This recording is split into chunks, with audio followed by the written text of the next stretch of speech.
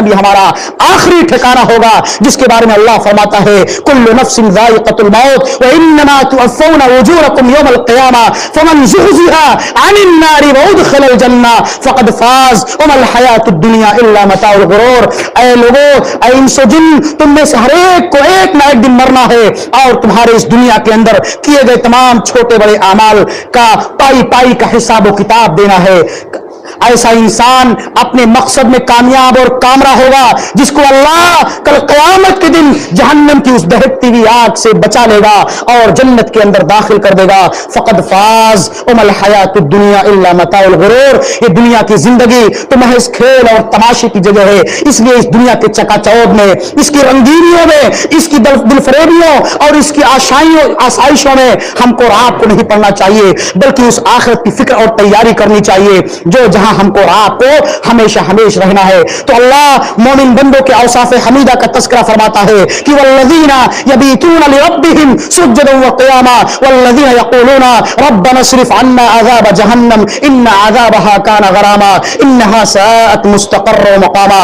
وہ اللہ والے جو تمام عبادتوں کے اہتمام کے ساتھ ساتھ ہمیشہ اپنے پروردگار سے اس بات کی دعا کرتے ہیں کہ اللہ تو ہمیں کل قیامت کے دن جہنم کی اس آگ سے بچا کے رکھنا، دور رکھنا، اس لیے کہ اس کا عذاب بہت ہی خطرناک ہوگا۔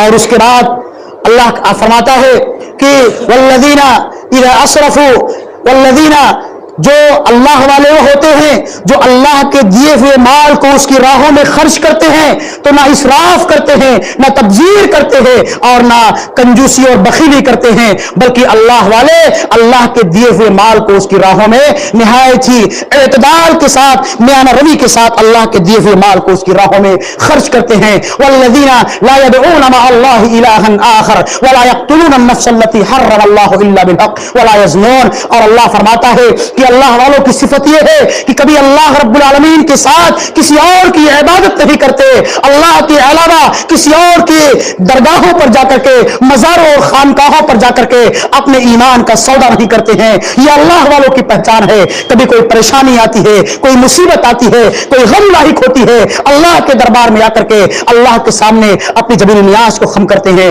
اللہ سے دعائیں کرتے ہیں۔ یقین اللہ ہماری دعاؤں کو سننے اور قبول کرنے والا ہے۔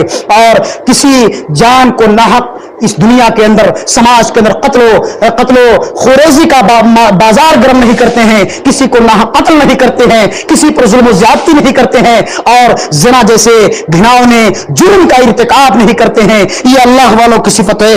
اور اسی طرح سے اللہ فرماتا ہے الا من تاب وآمن وعمل صالحا فاولئک یبدل اللہ سیئاتہم حسنات وکان اللہ غفور رحیما۔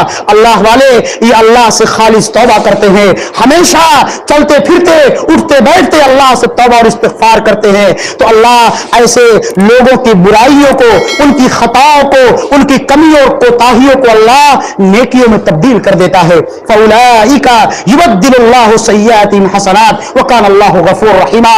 اللہ والوں کی صفت یہ ہے کہ وہ ہمیشہ اللہ سے توبہ کرتے ہیں۔ جب خالص توبہ کرتا ہے بندہ تو اللہ بہت خوش ہوتا ہے اور اس کی برائیوں کو اللہ نیکیوں میں تبدیل کر دیتا ہے۔ اور آگے اللہ فرماتا ہے والذین لا یشہدون الزور واذا مروا باللغو مروا کراما، کہ اللہ والے کبھی جھوٹ کا سہارا نہیں لیتے، کبھی جھوٹی باتوں کا سہارا نہیں لیتے، کبھی جھوٹ نہیں بولتے، اور نہ کبھی ایسی باتوں پر گواہی دیتے ہیں جو جھوٹ ہو، فراڈ ہو۔ اور اللہ فرماتا ہے واذا مروا باللغو مروا کراما، جب ان کا گزر لغویات سے، بےہودہ باتوں سے یا ایسی مجلسوں سے ہوتا ہے جہاں گندی باتیں ہوتی ہیں، فحش باتیں ہوتی ہیں، شرافت کے ساتھ، سنجیدگی کے ساتھ گزر جاتے ہیں اور اللہ کی آیات پر غور کرتے ہیں، تدبر کرتے ہیں۔ جب ان کے سامنے اللہ کی آیتوں کا تذکرہ کیا جاتا ہے الذین اذا ذکر اللہ وجلت قلوبہم واذا تلیت علیہم آیاتہ زادتہم ایمانا وعلی ربہم یتوکلون، جب اللہ والوں کے سامنے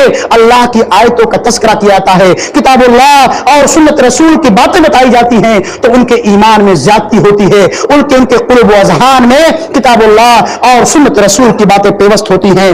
اور اللہ والوں کی آخری صفت یہ ہے کہ اللہ والے ہمیشہ اپنے پروردگار سے اس بات کی دعا کرتے ہیں کہ ربنا ہب لنا من ازواجنا وذریاتنا قرۃ اعین واجعلنا للمتقین اماما، کہ اے اللہ تو ہمیں اس دنیا کے اندر نیک اور صالح اولاد عطا فرمانا.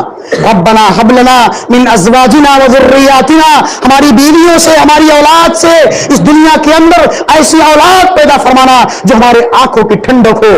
میرے بھائیو بزرگوں، اولاد اللہ سب کو دیتا ہے.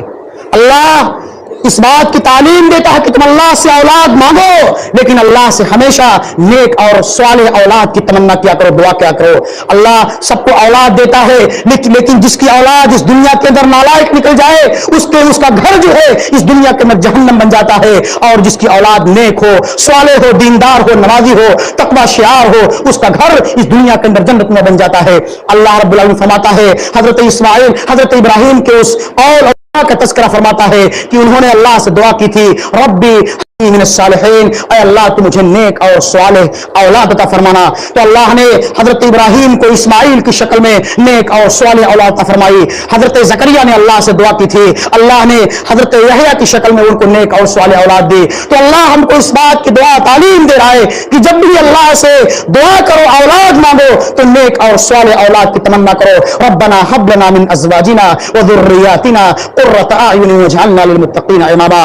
میرے بھائیو بزرگوں، ضرورت اس بات کی ہے کہ ہم اللہ رب العالمین کے بتائے ہوئے ان تمام تعلیمات اور احکامات پر عمل کریں اور ان تمام چیزوں کو اپنے اندر بھی نافذ کریں، اور اللہ رب العالمین سے ان تمام چیزوں کی دعائیں کریں کہ اللہ ہم تیرے گنہگار، تیرے خطا کار بندے ہیں. اے اللہ تو ہی ہماری خطاؤں کو معاف کرنے والا ہے. اے اللہ جب تک تو ہمیں اس دنیا کے اندر زندہ رکھے، ایمان اور اسلام پر زندہ رکھے. اے اللہ تو ان تمام چیزوں کا تذکرہ جو اپنے مومن بندوں کا تذکرہ تو کتاب اللہ کے اندر کیا ہے، اللہ تو ہمیں بھی ان تمام صفات سے مالا مال کر دے. اے اللہ ہم تیرے خطا کار، تیرے گنہگار بندے ہیں. اللہ تیرے توبہ کو قبول کر لے، ہماری دعاؤں کو قبول کر لے. آمین. ما توفیقی الا باللہ.